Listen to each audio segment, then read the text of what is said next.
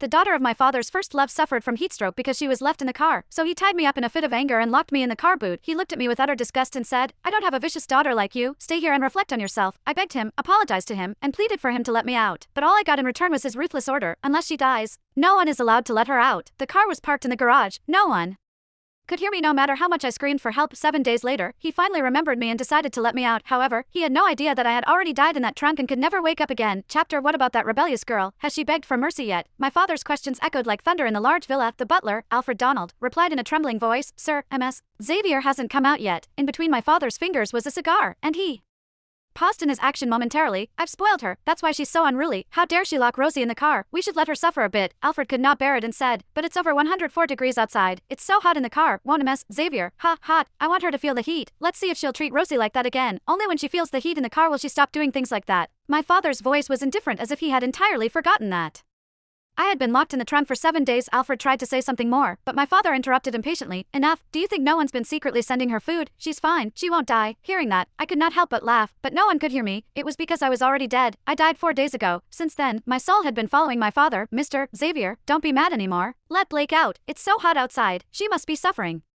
Rosie Sutherland said from upstairs as she emerged from what used to be my room in a pure white nightgown. My father's expression softened instantly, exuding a tenderness I had never seen before. Rosie came downstairs and sat next to him, looking innocent and elegant. "Ignore her. You're just too kind. She locked you in the car and caused you to faint from heatstroke. She deserves some punishment." My father's eyes were icy, as if he were talking about an enemy when he mentioned me. But why?